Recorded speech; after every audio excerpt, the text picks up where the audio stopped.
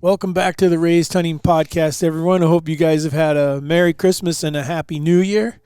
If you're celebrating a little bit late, then more power to you. 2024 is upon us, whether you're there or not. It's going to roll on with or without us. So, like the 18-wheeler did. There you go. Roll on.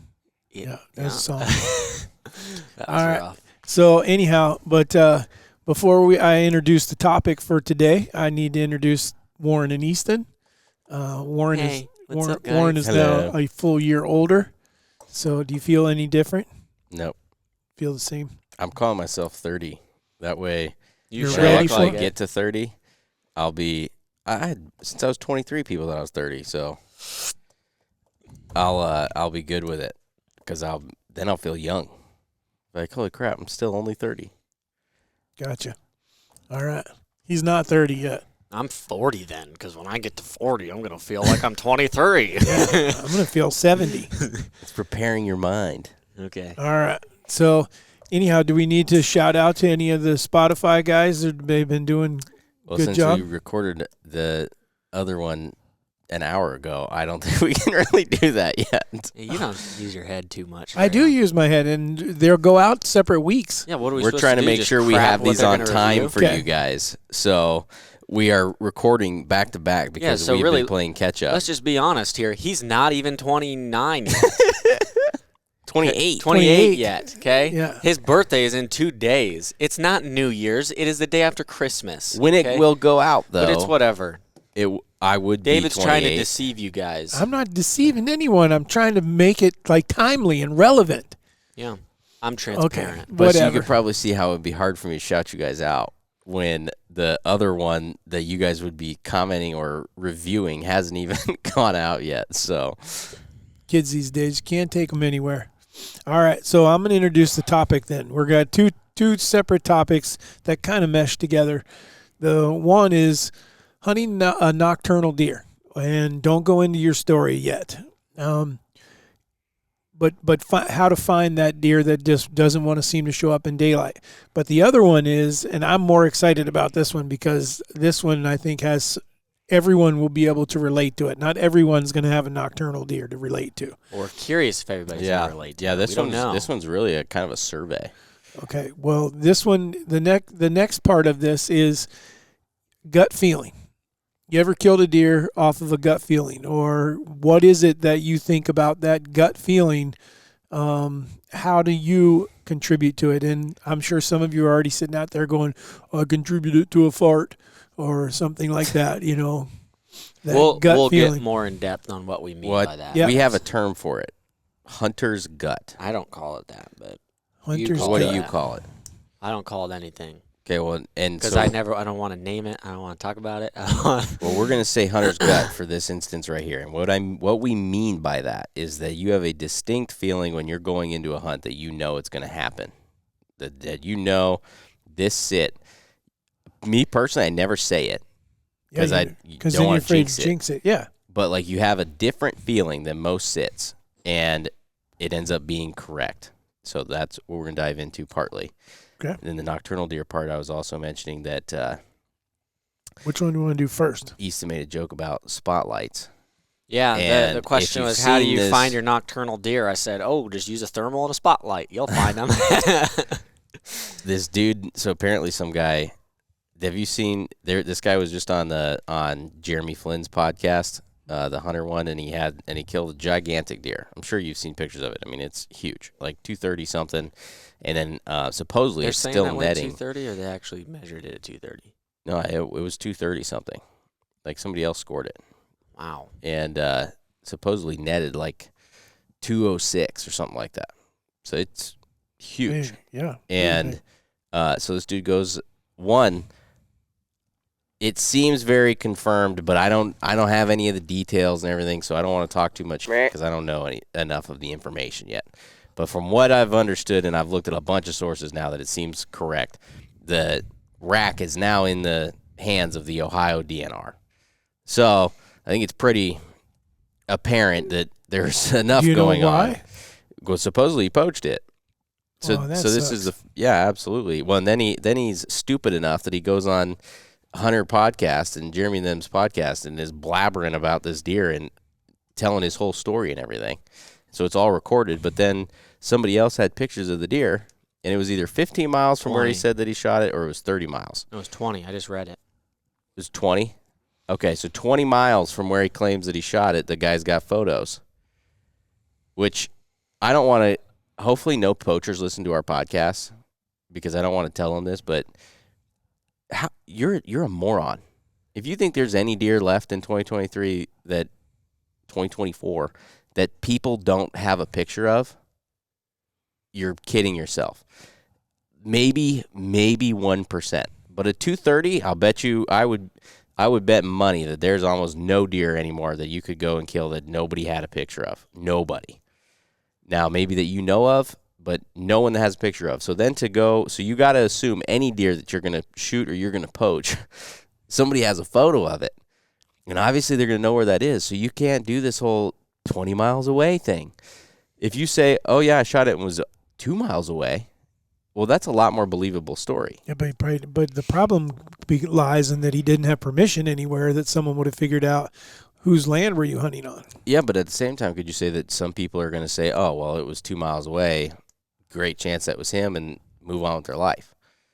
Or do you think they're going to go and ask all of the landowners if they'd given this specific person permission? I don't know. I don't think they're going to go that detailed, most likely. That's how we caught a poacher that we caught. It was exactly the same thing. Yeah. I mean, if he had, but I do think there was one person they could have said that they shot it on, and I don't know if we would have been near as detailed about because we knew he was lying right away. Yeah. As soon as he said where he killed it, right. We were like, because the distance was like this deer here, 30 miles away. Yeah, and we had pictures of it the day before. Right. You should, if you read any of the comments on some of those social posts, people are saying how common it is for deer to go 20 miles during the rut. That's not uncommon. And I would say, because they're all pulling out all these studies and stuff that show that, and deer even being recorded going over 200 miles, which please show me where that's at. But the 20-mile thing, I don't think they're referring to this deer started here and went 20 miles over here. Yeah, this deer was here, but this deer traveled a total of 20 miles in a certain amount of time. Yeah, maybe you went a couple miles here, a couple miles there, a couple miles here, but you got to think if they're moving all day, they're going multiple miles in a day, but they're not going anywhere away from there. It's not like they're hopping on the interstate and going 20 miles down the interstate. Because I have seen confirmed a 4-mile path that a deer has traveled 3 times in a matter of 2 weeks that I can confirm.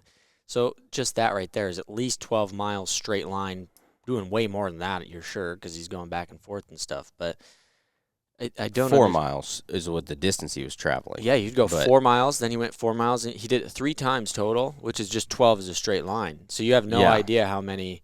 Yeah, but he didn't go 12 miles away. No, he's 4 miles away. But then I you got to keep in mind, too, there is other states where they do travel a lot further. Yeah, but I just find it very weird that this is what I don't understand about the hunting community, because you have some guys that'll post a deer, right?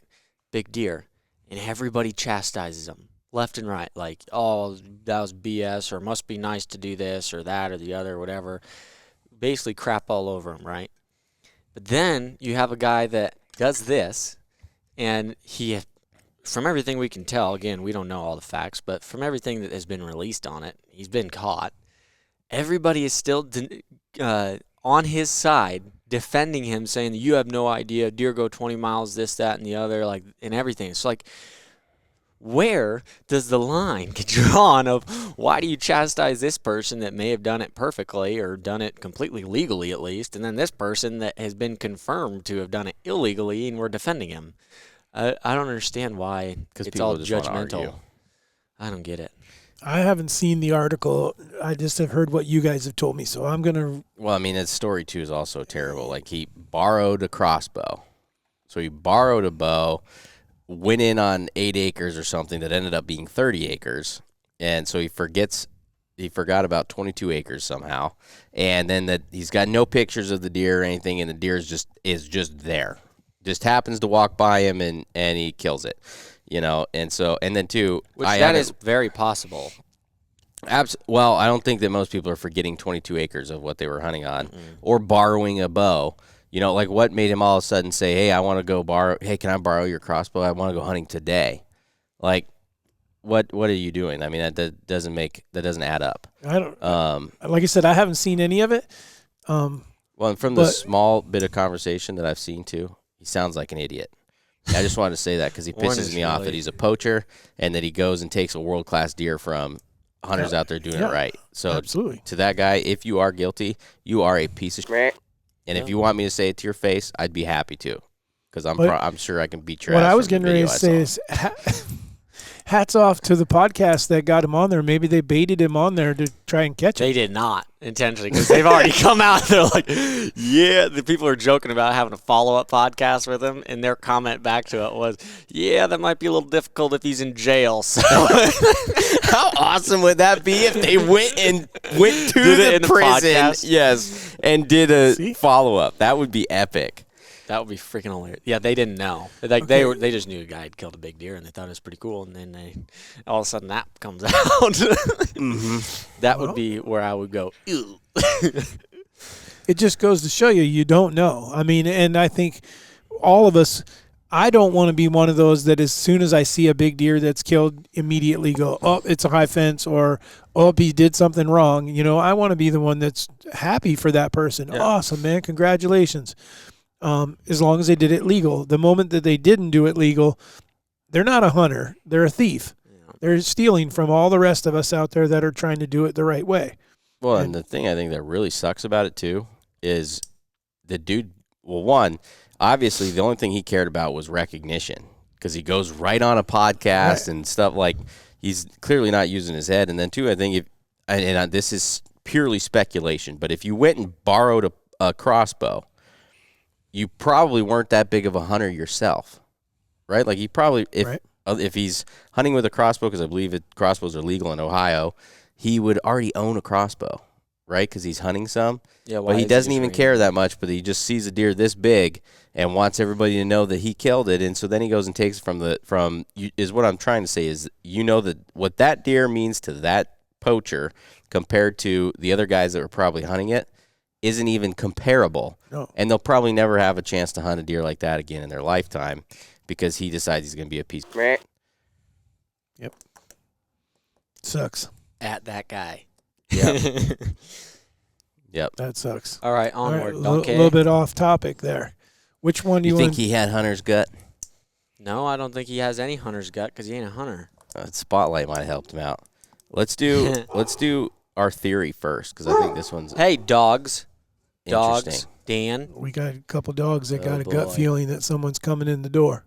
There's no way Dan's getting all the way to that door. He won't. He'll go out there and sit down. Okay, focus. Hunter's gut. So, is what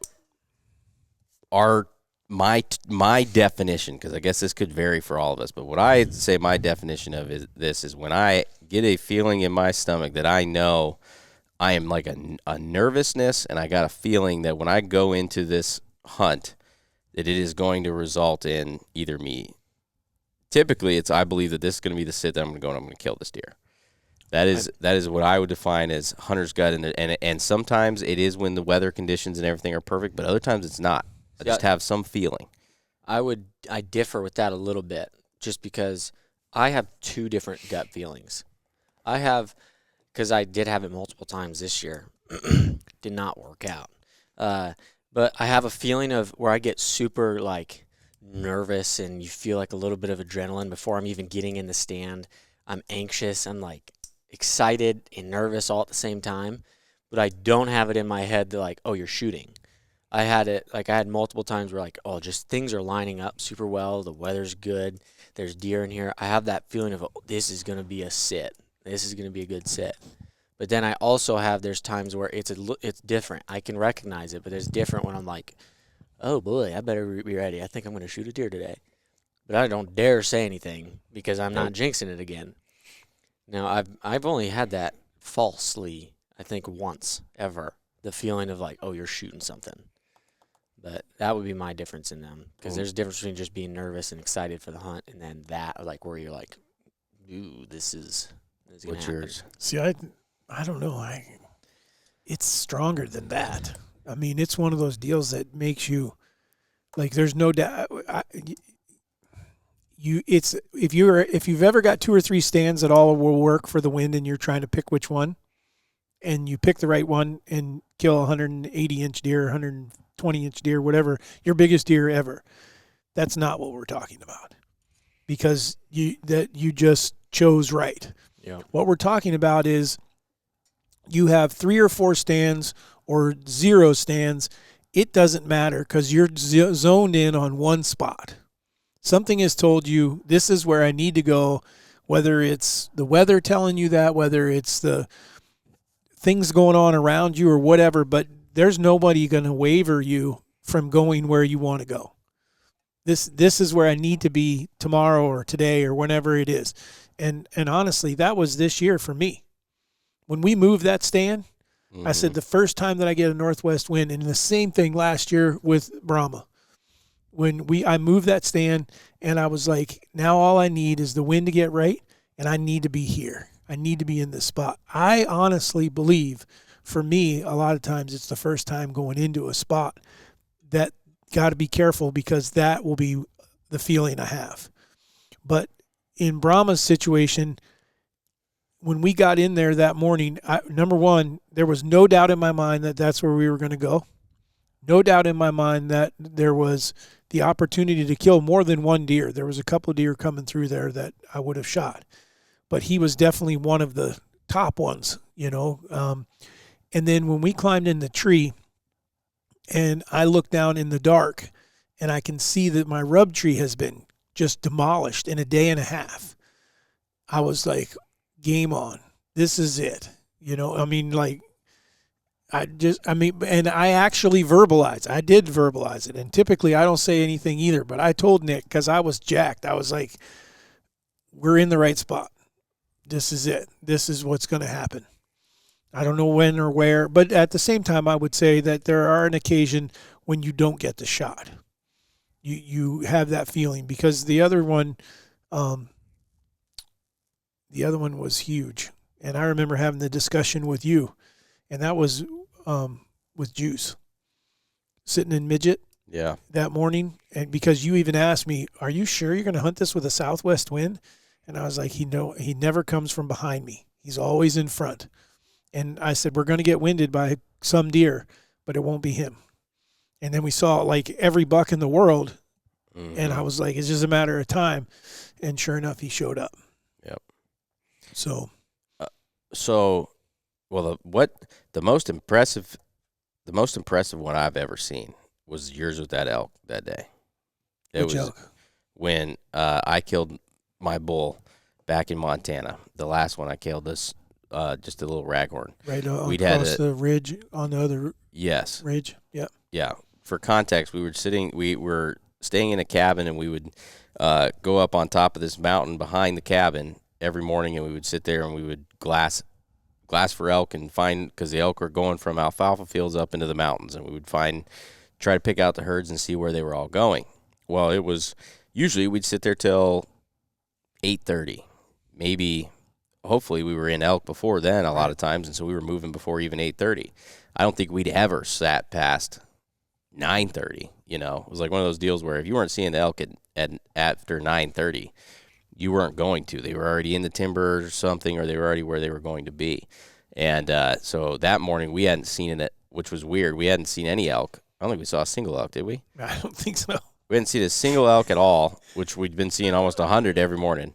And so we get to like 8:30, and I was like, we're going to go to the cabin, or we're going to go do something? And Dad's like, nope, we're just going to hold on.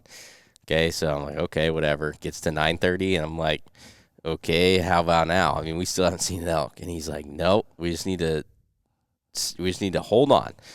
I think it's like 10:30. I'm like, okay, this is getting ridiculous. Like, what the frick are we doing? We haven't heard a bugle. We haven't seen an elk. And I was like, are we going to go to the cabin or what? And you're like, no, we just need to wait. And then it gets to 11:30, and I'm like, okay, dude, like, what the hell? I'm freaking hungry, and it's the middle of the day at this point. Like, what are we doing? And you were just hold on. Just wait. Just hold on. I'm like, it's freaking noon. I guess we're just waiting for this afternoon. And I you not at 12:30, 120 elk come over this ridge and start bugling and everything and go right up onto this face. And he's like, oh, there they are. And I'm like, what the hell? Did you call them or what? Just Well, wait on them. What was that? I don't know. I mean, see, and I can't explain it. I can't explain that. What was telling you, though, to hold on, though? Because I was giving you a lot of shit, and you were definitive on, we are going to wait here. Just sometimes it just gets in there. I mean, was it from your gut, though, or was it from experience, or what was that? It's a gut feeling. I just felt like it's not uncommon for these elk to move during the middle of the day. They could end up here. Just hang on. Just let them do their thing. We kept moving around, and we're moving, and I'm feeling like we're moving, they're moving, and so you're missing each other. And we just need to stop and let everything calm down, let it all do its thing, then move in and do what we need to. There was some Indian shit going on there, though, because we'd had other mornings where things like that had happened, and we'd give it till like 9:30, and you were like, okay, let's go. But that morning there was no shaking. No.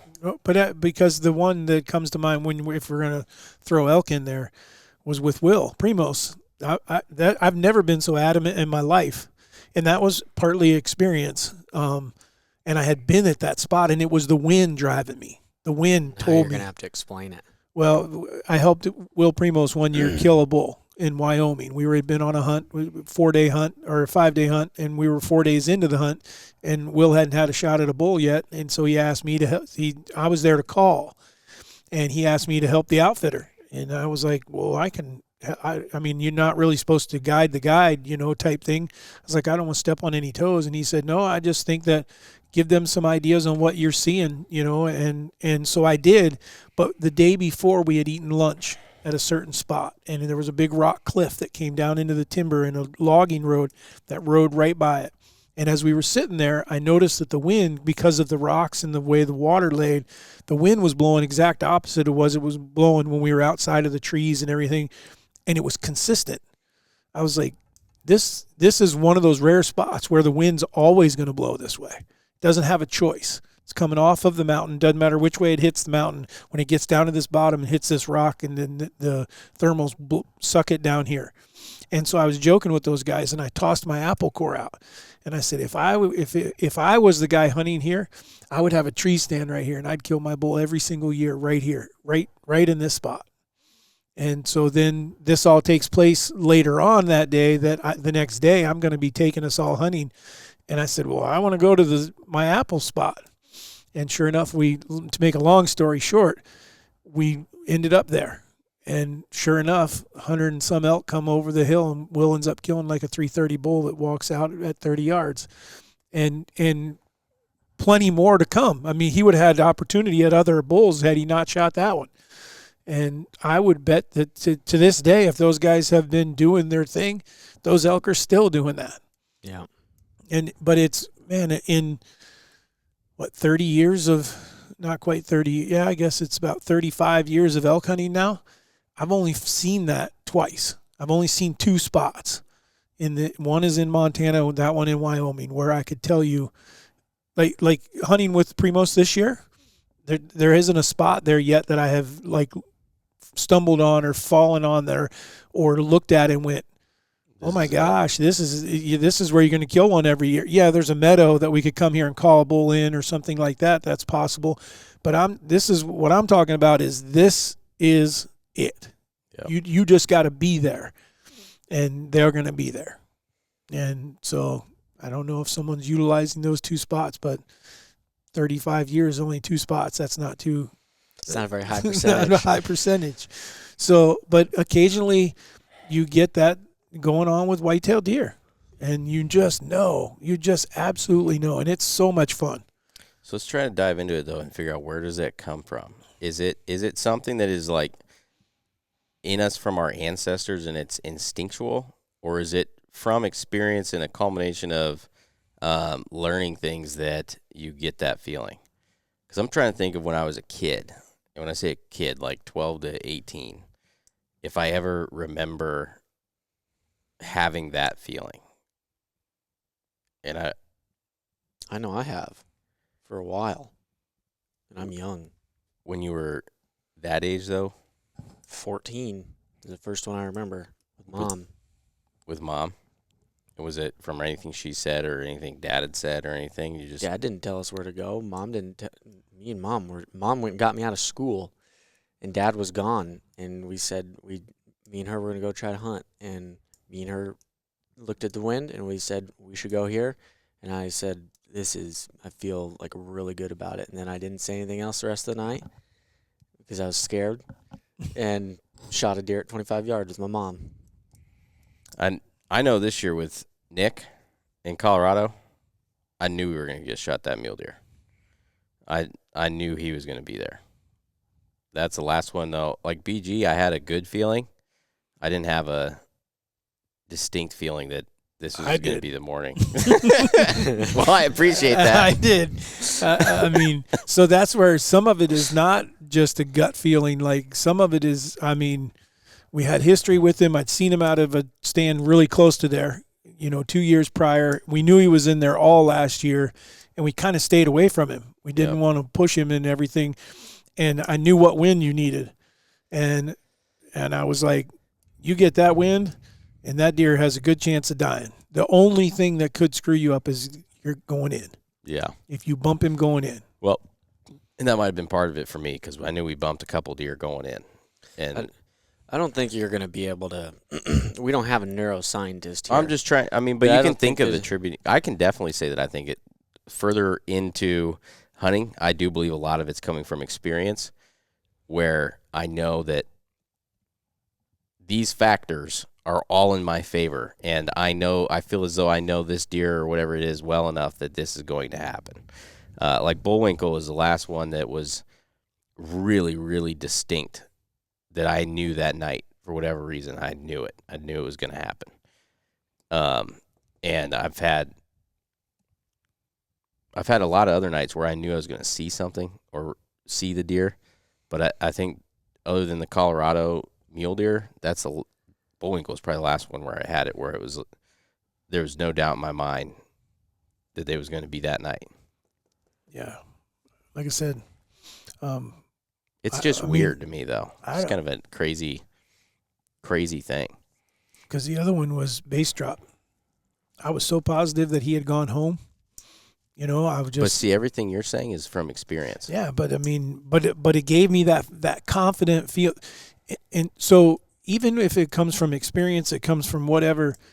I think there's something too. I mean, there's people making millions off of what we're talking about in the everyday life, and that is, if you're that confident about something, if you feel that good about something, if life is just like you feel it, you draw an energy in there, and things happen that you can't explain. And it, because it sounds nuts to say I go in and I'm sitting in the stand and I'm so positive that it's going to happen that I'm actually somehow manifesting a deer to walk to me. But it happens. I believe that. It truly happens. Who's making million? What do you mean by that? When you get that feeling, like you're talking like stock markets or something. No, there's just like different guys out there that talk about that manifesting. Yeah. Oh yeah, a lot of those guys that make a lot of money all say that. That's what I'm saying. Yeah. I mean, and so there's people out there, they're using it in business and other places. They're not trying to kill a deer. I don't think that your positive energy is manifesting a deer to come towards you. I think your positive energy is what's allowing the deer to do its natural thing that comes by you because you put yourself in the right spot. I don't think that it's like a attractant on. I think if you read some of that stuff and really put in some energy to it, you would be pretty shocked at some of that stuff. I have read some of this stuff, and I agree with but the fact that he's thinking so confident about it isn't what's bringing that deer there. I think what it's doing is it's positive energy, it's positive thinking, it's putting yourself in the right spot that deer now, if you would have gone in there and been all negative, like, oh, this is never going to work, I'm never going to kill something, probably right. Because the deer's going to go somewhere else. It's going to go out to the other field versus it's going to come to the field that it wants to. You're saying the same thing. No, I'm just saying it's not attracting It's simply you're putting yourself in the right place you to just- allow the so- right things to happen. So the just deer said- you just said that was going away, what did you do to that one? That's what I'm saying is that if You you're deterred being it. negative, it's not allowing it to go do its natural thing. It's So gonna what go- is the opposite of deterring? It's doing something else. Attracting. No. I have to agree with Warren on this one because I feel like because I was going to ask that. So if you can have a gut feeling that's good, can you have a gut feeling that's bad? Oh, You yeah. know, I mean, there are times, and Nick can attest for this, that we've climbed in a tree, and I'm like, we shouldn't even be wasting our time here. Yeah. I know this. And again, maybe it's experience, but one of the ones that drives me insane is the wind in the weather. I mean, you get there and it's not what it's supposed to be, coming from the wrong direction, not doing what it was supposed to do, or I can't shoot where I need to shoot, or I can't see what I need to see. Yep. And all of a sudden, it's like all I can think about is what has gone wrong. And I believe that then there is an energy that's going out there that, like you said, they're going to another field. They're not coming by there. I'm going to explain mine because I'm not on the same boat as you guys. I think that when you're thinking positively and you have that positive energy, things go right. That, like what you just said, things happen well. The deer was going to go this way, and nothing gets in its way. Nothing distracts it. A chipmunk doesn't scare the freaking thing, because, yes, I've had that happen. Like, stupid little things don't happen. The deer's going that way, and it's allowed to go that way. Nothing gets in the way. Nothing obstructs it. Nothing. But when you have that negative energy of, you got the crappy attitude, I think then you're allowing things to take place. Things like a coyote comes running through, or the bad luck crap that, my wind switched on me. That's the kind of thing that you're not attracting a deer or deterring a deer. I think it's allowing the good and the bad things to not weigh each other out or to do what is naturally to happen. So how would your energy change any of those, though, then? Thinking positively. You're thinking. That's my point. Is I think that your guys' energy thing, yes, is a thing, but I don't think it's attracting the deer. I think it's simply things are happening right today instead of happening wrong, or you have terrible luck. You suck. What is it when you stare at a deer and they feel it? Sixth sense. I definitely think that there is something to that. Well, I think anybody know on that- listening to this podcast would tell you that you better not just stare at a deer, or it's gonna. I don't know. It I've had a feels lot it. of people argue that. Yeah, I've had people that say that they've done it, but I Doesn't do it. will not do it ever. Yeah, I don't either. I'm paranoid. Yeah, I'll stare. I'll look at like their Feet. ass or something like Uh-uh. that, but I am not staring at them. I don't even look at a body part. No. And I've done that before on does that were blowing, or like right before, like they were all getting edgy, and then I've just stared at them, and I swear, like they feel that. We can almost feel as it. crazy as cover scent working, you know. We can feel it as people. And I think it has So to do with what is that though? That's an energy, right? yeah, but Or is it the magnetic field that they say? well, I think But it's that's a got something to source do of with an energy prey too, and right? prey and predator.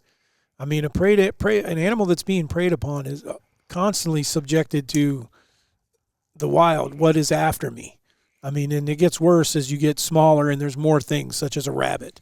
So maybe we need to be like trying to think of, imagine feeding them, and maybe that will put off of an energy that we're not going to try to kill them.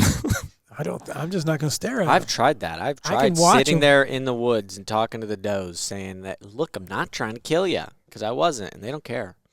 They're going to air you out. Doesn't matter if you're saving them from their pedophile boyfriends or not. Well, I think on this topic, maybe we have a neurologist You or have somebody nothing that to listens go to off this, of here. and so they could provide us with some insight to this. And then I'd love to hear if you guys have.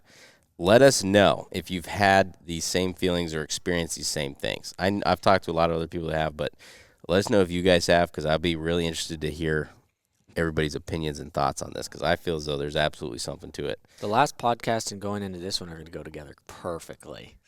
Why is that? Because we talked about taking shrooms on the last one, and now we're talking about this stuff. Dude, but go listen to a lot of these guys that have done unbelievable things and reached a level that is hard to. I know, it doesn't To change the fact that it's going to sound crazy. Well, is it crazy though? If people Yeah, it's freaking that nuts. have hit a level that is way higher than what we've ever achieved, and all of them say the same thing, and we say it's crazy, maybe we're stupid. No, it's still crazy because it's hard to comprehend. It doesn't matter how successful it All is. I'm saying is you got to think about it, though, is if you want their results, wouldn't it make more sense and not be crazy to do what they do? I could do what they're doing, and I'm still going to think it's crazy because it doesn't make any sense. That's because your mindset is See, in a then position you're, where then you're it's, not then you're not thinking like them. Because if you're still thinking it's crazy, they believe it. yeah. Yeah, I'm and you saying have you to can believe it too. You can straight up believe it. It does not change the fact that if I have 199% believe that this is a legit thing, I get it. It still is crazy. It sounds crazy, and it doesn't make any sense, but I know it's a thing. I 100% believe in it. I know looking from an outsider, it's crazy. I don't think it's crazy. I think I'm not asking. I'm saying that you can think it's crazy and still believe I think in that's it. why you're going to have a hard time. You don't truly believe that then, because your perspective on it is going to be in two different ways. To them, it would be crazy to not do that, because that means that you're not giving yourself the ability to have the best results that you could possibly have. And you'd be like everybody else. Well, I definitely am not like everybody else, and I'm just telling you that a lot of these people that have achieved unbelievable things don't do things the same as a lot of us. Well, I would No be kidding. interested to see if we get some people that write in that say that, tell us your story. Tell us a story of this happened to me. This is what I felt like, or they're the way it works for them. I think you're going to be surprised that there's going to be a lot of people. Yeah, no, Yeah. I guarantee there is. I think so too. There's also going to be a lot of people that think you're nuts. So what's that say about their hunter's gut? It's not real. The only thing that sucks is you just don't get it often enough, No. in my opinion. Well, that's what makes it so special. Well, Yeah, the amount of other absolutely. hunters that believe And in so confident. superstition, I think that it's going to be pretty universally agreed upon. Yeah, wearing the same socks, same underwear, Uh-huh. using the same arrows are probably number one. Got arrows numbered, got them, and you use number one, and if number one ain't worked for 4 days, you switch to number two. See, I've never done that. Warren said that to me this year. I do that all the time. I Yeah, don't do it. I Yeah. try to keep the one that goes through as many animals as I can to see if I can get the label off of it. So I try to shoot the same one over and over again. All right, we better dive into the second topic. All right. Nocturnal deer, finding them. So this is a question that we get asked all the time. I have a deer that's Good form. nocturnal, and yeah, we can ask CJ about this. I've got a deer that's nocturnal, and how do I get him to daylight? That's the question that we get asked a lot. And I know my thoughts on this, but we'll go around the horn. What is your and so I guess to be able to, these things are really hard to do without a scenario. So to provide a scenario, we're going to just say that we're spoiled. We got a 500-acre piece of ground to be hunting, and we are getting pictures of this deer at night, but they're anywhere from an hour after dark to 1 a.m. But we've got a few pictures where it's not that far after dark, and he's pretty much in the center of the farm, and your camera is on food. So it's on a field edge. You need to think hard enough that you want him to do something, and he'll do it. You'll attract him there. Well, I would tell you this right now. If you go and you sit that spot and you have him and you sit there all year, you'll kill him. Because he's going to do it on his own at some point or another, not because you Probably- attracted him. Probably during the rut.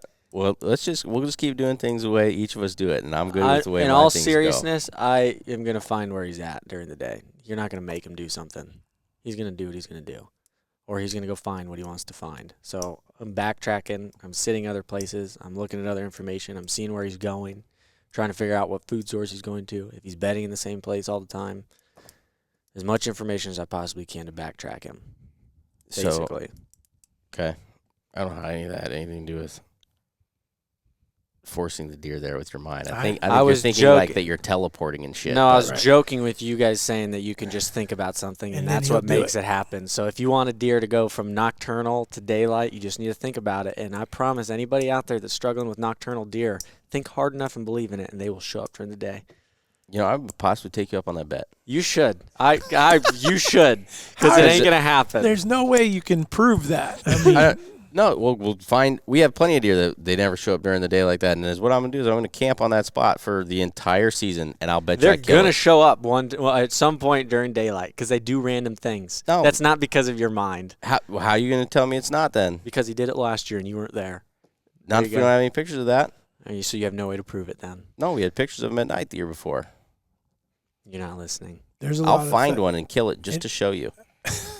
I don't think either one of you are going to win. I don't think you can. You can't prove that. Whether you kill the deer or you don't kill the deer, it doesn't prove anything. I'm willing to stay. I'm going to try to prove it through even what he's saying, but whatever. Anyways, so I think let's try to give that some context of what you're trying to do to backtrack them. That's what you're trying to do to find them during the daytime. As much possible information as you possibly can. As far as bringing them out during daylight hours, I don't think there's something that a human can do that can alter the white-tailed deer's habit of if he is a deer that just is not comfortable wandering around in the daylight hours and he wants to only come out at night. Now, the thing that I would tell you is that the chances that deer is nocturnal, just because that's the only time you're getting pictures of him, he's doing something during the day. He could be down. He could be 200 yards away. Could be 2 miles away during the day, and he's doing his thing. Junior would be the perfect example that our neighbor probably would have never gotten pictures of him during a certain part of during the peak of the rut there but yet there's no way he could have, because he was living where we had found him. Yep. And he was there every day. Yep. Yeah. So he would be looking at it going, man, this deer's nocturnal. I keep seeing him coming and feeding in my field at night, but yet I can't get him to do it. And there's nothing that he could do. The deer was not necessarily nocturnal. He just was daylighting somewhere else. Yeah. So what's the first thing you're going to do then in that situation? Well, So we're saying if your goal is to alter the deer's behavior and get him to be coming out during daylight, that's probably not going to be a very good strategy for Correct. this. That's probably not going to work. What? You don't want to go into this argument. That's what you're because saying. You can do. I have substance that you don't want that we can't discuss on this podcast that is hardcore proof. So you just said that you can do that. You're arguing against yourself. No, I'm not, because is what I'm saying. That deer, absolutely. If you want to go and you want to sit there, and I guarantee you, at some point during the season, that deer is probably going to walk by there during the day. Yeah, What's going to take those parameters to get him to do that is the rut. It's going to take the rut, or it's going to take the post rut for him to go and start checking those areas for does, and that's when he's going to walk by there and he's going to give me a shot. You're not altering anything. If I want to kill him before then and try to do it when he's the most reliable, meaning the most consistent, is going to be before then, which is the same time I try to kill my deer every year, November 1st and earlier, because at that point that I know he's going to be at least somewhat consistent on his bedding areas, and so then I'm going to move in once I find those, and I'm going to get there and I'm going to try to kill him. That would be better likelihood for me, because then I don't have to sit there for 60 days straight waiting for him to come by for the one time that he's going to do it, when I can go and sit somewhere else where he's going to do it about 15 times. Yeah, or if you could just go somewhere else and think him to do it. He'll do it if you think hard enough. 189, 176. That's what you're not. That's what you're 172, 172, 172. Yeah, and you just said that old BG. You didn't think it in. You didn't think anything. Scoreboard. So it doesn't matter. Scoreboard. Okay. You didn't think any of them. When you say and I know what you're making fun of is what we were talking about, and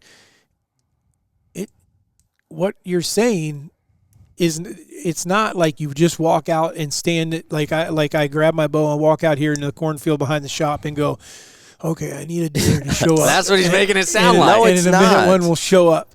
That's not it. But what it's saying is that the difference between being standing in a stand where there's a good chance of a deer coming by already, there's already possibilities, and being positive that I think he's going to be here. I think this deer is going to do what I need him to do today. I think he's going to come down this trail. He's going to come this way. He's here close. That positive energy is putting off something that I can't explain, and you can't explain, and he can't explain it, but it's doing something that it just it turns. I agree. I mean, It's called the law of attraction. Yes. That's literally, Yeah. so your attraction thing, that's why I am agreeing with you, is because that's literally what it is called, is the law of attraction. That's when you hear these guys talking about manifesting things, they are referring to the law of attraction. And there is basically stating that there is some kind of energy that as humans we have the ability to put off, that it goes into the universe, that can give you the ability to attract things or not. It's not, and the book isn't saying, hey, you can. It does not. It says action is one of the most important things. So one, you need to read the book. I've read the book. It says action is one of the most important things in getting the law of attraction to work, which means you got to be moving your stands. You got to be doing things. If you want to go make money, you can't go sit out in the parking lot and sing ho hum, give me some money. Actually, I guess you can, because there's a bunch of people that do that and supposedly make $100,000 a year. So maybe the difference is they're just really good at it, because they're making six figures sitting on the corner. The whole point though is that and I think that a lot of it is supposed to be even to the point that maybe it's not so much that it actually does it. It's that you program yourself to be able to give yourself the ability to do it, because you allow yourself to stay positive and keep going regardless of the negative things that may happen. So I think you should really look at the book, because it is a great book, and there is merit to it. And I think the worst case scenario is you come out of it a better person. I mean, all of the things in it is still regarding you being a better human. So it's a pretty I don't think this has anything to do with impressive being a book. worse human or a better human. You're speaking basically saying that a lot of this is just mumbo jumbo, and I'm talking about guys. And some of it's excessive. Okay, well, and a lot of these guys that are doing excessive things. Rob Dyrdek makes over $100 million a year, and he will straight up tell you that you have to manifest shit, or that it won't happen. He makes $100 million a year. I will believe that when I can actually get it to work. Have you tried? Yes. Last year, I freaking 2 years. The year before last, I would say just in general, I was like, if something bad happened, I let it get me down, and I didn't believe good things, or why is this happening and that and the other. Like, it sucked. I've gone a year now, whether it's between any of the hunts I've done or anything else I've done in life, where the good things are going to happen. The good things are going to happen. And to be honest with you, this is not me complaining. This is just flat out saying that I have thought the positivity. I have done the positivity. I haven't let things get me down. And I sure as shit have not seen the things that I'm manifesting in my head even relatively close to happening. How'd your elk hunt go? Freaking awesome. How many other I people? think it would be pretty hard to not have that one go awesome. Okay, well, that's a perfect example, because there was other hunters in camp. Mm-hmm. And how many elk had they killed? We really want. We can't talk about how many shots they got, because they're over 100%. No, they weren't. They weren't getting shots. It'd taken them 4 or 5 days or something to kill Troy's bull, and or Slade's bull, and Brad's bull. Garrett had killed one. Yeah, and they weren't. That's what they were saying, because then you came in a day. Yeah, you got it. And killed your bull. You're right. You got to take action, though. That was the whole thing you were talking about. Well, what's funny, though, is you're saying, because the entire... No, you took it as a complaint. Right. I knew you would. Go on. Taking it as a complaint? No, the entire road trip get down back there, to you nocturnal were deer. saying that you envisioned a big bull come screaming in, and him standing broadside, and you seeing your lighted knock go burying right in behind his shoulder, and him going over there and falling over. I had the same envision for a 100-inch deer. I had the same I'm envision for the past 5 years. It doesn't work all the time. With the elk, it worked pretty well. Yeah, that's one time it happened. And I don't think that has anything to do with me. Okay. I think that was to do with you guys and who I was with. We're on nocturnal deer. We finished with the gut feeling, and you guys are back to the gut feeling on the nocturnal deer, which is not fair. So I gave my answer. You have to get information as much as you possibly can. I think you can do things that can help you, but meaning you got to try to move closer to where he's bedded at. If you truly are he's always getting there too. It's dark. You're probably hunting too close to the area that he's feeding. What I would do is I would be taking that picture, and then the first thing I'm going to try to do is I'm going to try and see if I can kind of see where it seems like he's coming from.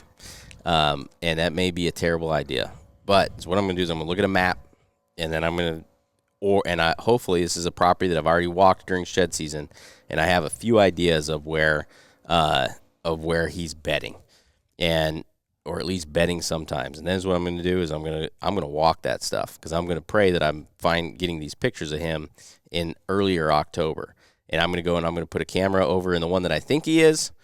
Let's just say there's 3 possible bedding areas or prominent bedding areas on the property. I'm going to go put one in the one that I think he is, on a trail that covers as much ground as it can with that camera. I ideally find a good scrape there or make one and set my camera up there.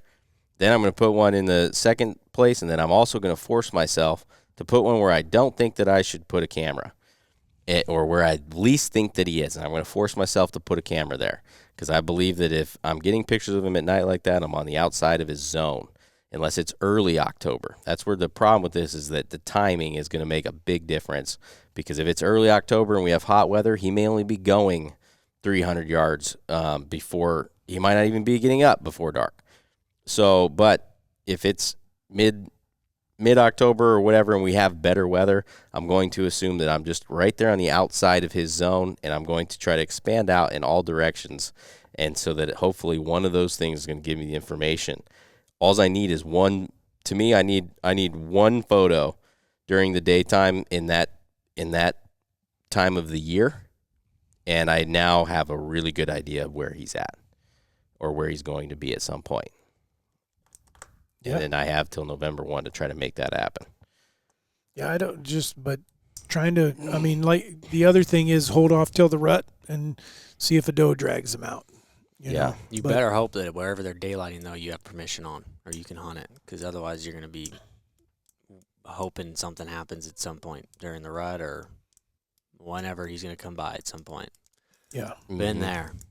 Yeah, if it's, you definitely want their core area to be on you. That's going to make it a lot easier to for sure kill that deer than him being off of you. That's why we laid out 500 acres and he's in the middle, because we're assuming his core area is somewhere on you. Gotcha. Yeah, I wish information. I wish that we had a better. Here's something you can do other than pushing him out of there, and then if you walk through an area, that's about the only way that you're going to see him during the daylight if he's not getting there till dark. Well, the worst case scenario, if you know where he's at some point, then it's just a matter of ruling out where he's not, and eventually you're going to run into him. Hopefully, I mean, if you don't use trail cameras or you can't get a line on him or something, it's a matter of, okay, I think that he could go one of these 6 spots. Well, hunt some of them or go scout some of them and see if you can't figure out where he's going or something. That's where them cheater cams come in handy. Oh, I was going to say this is definitely a place where cell cams could play a huge factor. Yeah, and that's probably why I'm willing to go in there, because I understand I may bump him, but I'm going to go and put out 3 or 4 of those around there, because then all I need is one photo to know where I need to be putting my time and my energy. But otherwise, I don't want to. If it was a traditional SD card, I don't think that strategy works as well, because I don't want to be going in there and checking them. Yeah. Yep. No, I agree. Now, the only other thing is that the scenario you gave, yes, that works. But those deer that are just highly pressured and they are nocturnal because they're highly pressured, you may not, I mean, other than a doe dragging them out, you may not have the ability to get close to them. Mornings, I guess, would probably be your best bet. Just hope you catch him strolling around a little too long. Hope for an eclipse. Or he's coming to bed near where you are. Right. Yeah, I mean, and that's just tough. And I've hunted both. I've hunted deer that aren't very pressured, and I've hunted deer that are way high pressured. But the thing is, I feel like I still got to see deer when I was hunting Virginia, and I was hunting public land, and I belonged to a hunt club that there were several people that could hunt. So it wasn't truly private because other people could be hunting there. But the deer were definitely more relaxed, would move around more. But they definitely didn't move like they do here. Iowa gives you, these deer are even more relaxed. And if you had a big piece of land and you were the only one that had access to it, and you just decided to do anything you had to do to go into the timber, you did it at night, do you think you could revert them to thinking that daylight's, we don't have any people walking through here, we don't get bumped during the day? No, they're not nocturnal because of human chasing them. But I'm saying, could you give them enough pressure at night that they would eventually be more comfortable at daytime, or do you think they'd just leave forever? I think they just walk around you. They just walk around you and continue to do it. There's a name for it, and I don't know the word. That means dusk and dawn, meaning that, and that's what white-tailed deer fall into, that they move primarily at dusk and dawn. Yeah. And so they're always, and that's not, as far as I know, that's change not it. human-driven. That's Yeah. just part of the way that they are. It's natural for It's them. natural for them, and that's what they do. And so that's always going to be the case. Do they alter it 30 minutes one way or not because there is pressure? Or, like I said, if you went in the dark, maybe more often they might move 15 minutes before dark. Maybe you can adjust something a little bit, but they're still going to be primarily a nocturnal animal, a deer that gets up in the afternoon, late evening, starts moving, moves as much as it can. Look how many deer we hit at night. Yeah. The Buspers boys will tell you that that they can train them to be daylight. Oh, with yeah. that. Yeah, you seen that goofy feeder thing they've Oh, got? that times it. Yeah, it's got a timer, so it closes the feeder during night Nighttime. so that they can't get in there, and then opens it during the daylight. I think they're sponsored by them though, so that would. Well, they own it. They own it. Oh, there you go. Yeah, one of the Buspus guys reached out to me on Instagram for Barnett. It's like, hey, we're looking for people to work with us on with Barnett. And I was like, I don't know if this guy just saw our podcast, and so he sent this as a joke or if he's serious. But I was like, no, Probably not the best fit. appreciate it, but no thanks. We're good. Yeah. All right. So there you have it. I guess. Kind of. We definitely, the gut feeling's real.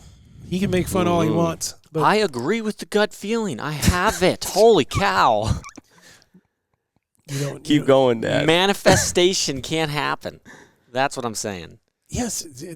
Then you're not understanding what the gut feeling I is. think there's limits to it because I think some things happen. I don't think others do. How much honest research have you done on it?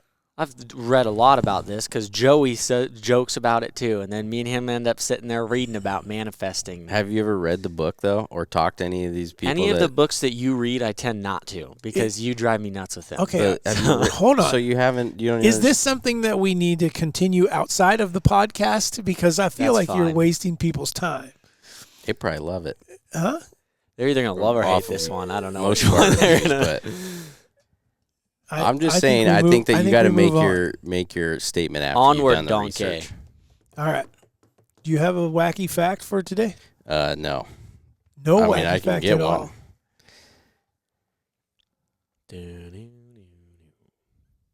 What if I could look it up? Look up what is dusk and dawn movement. You say if you could look it up as you grabbed your smartphone? You look it up. What are you going to do? I'll look it up too. Two of us looking. 1 teaspoon of a neutron star is equal to the weight of about 900 pyramids of Giza. What the- That's pretty freaking wacky. That's pretty heavy. How could you even find that out? I don't know. They went up to grab a neutron. They must have been thinking about it. The density Yeah, of that's that what they came must up be. with. Neutron stars are incredibly dense. They're very small, about 12.5 miles in diameter, but are about 1.5 times the mass of Earth's sun. Just a sugar cube of neutron star matter would weigh about 100 million tons on Earth, according to National Geographic. 1 cubic meter would be equal to the weight of the entire Atlantic Ocean, according to Futurism. How is that even how's that That's possible? that's whack. I don't know. See? It's crazy, but you can believe it. You're the only one not believing anything. I said things are crazy, and just because I think it's crazy doesn't mean I don't believe in it. All right. I don't know how they can prove that, though. Have they held one? I don't know. You got what? What is the word? I guess you couldn't hold that. Word Yeah. is the bird. What?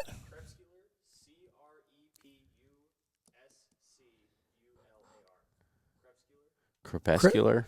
Call me stupid. I thought Crepuscular. nocturnal was. No. Nocturnals moves at night. Yeah, that's what I'm talking about. Isn't that what you're talking about? No, moves at dawn and dusk, isn't it? Oh, moves around those time periods? I Yes. thought you were saying in between the two. No. Ooh. So crepuscular is what we think, but we may be pronouncing it incorrectly. What other animals do that? Oh, I'm sure there's a bunch of animals that are I don't- crepuscular. All probably elk. Aren't they considered nocturnal too, though? Yes. Oh, Yes, they still move more at night, but like, Probably deer, elk, sheep, goats. yeah, I don't. like a lot of prey then. probably. I don't know. I feel like just about everything's that way. Well, we're Except not for- scientists. That's Yeah, I we're guess. showing our true colors here and how redneck we are. But hopefully, we taught you a new word and you found out that there's one really heavy star. So Only, No, a, they're all only a that teaspoon type. of it. yeah, just a teaspoon of it. That type of stars, right? Neptune or whatever you said, or I don't know. I'd have to pull back up. nebulas. 1 teaspoon of a neutron star Oh, is Yeah, equal to the weight of 900 pyramids of Giza. So imagine how much the whole star weighs. how big are they? It's about 12 and a half miles in diameter. It's a lot of weight. All right. I can't think like that. This is we've boggled my own mind. I helped boggle my own mind today. So, all right, guys, thanks for joining us today on today's podcast. Appreciate it. I do think that this gut feeling thing. Think about it. Write in. Let us know what your guys' thoughts are. This is one What? YouTube. YouTube. I'll let these guys explain it. So If you're listening to this on YouTube, we already made a new YouTube, the Raised Hunting Podcast channel. So go follow that. Type in the Raised Hunting Podcast. There's a channel. We'll put the link in the description of this one, but follow it because we are moving everything over there. This is the second time. We'll probably remind you guys again before we will not have them on the Raised Hunting channel itself. It'll only be on the podcast channel. So if you're on YouTube, go Raised follow Hunting it. Podcast. The Raised Hunting Podcast. And we'll put the link in here. Yep. awesome. All right. With that, peace out. We'll see you guys. This is the Raised Hunting Podcast signing off.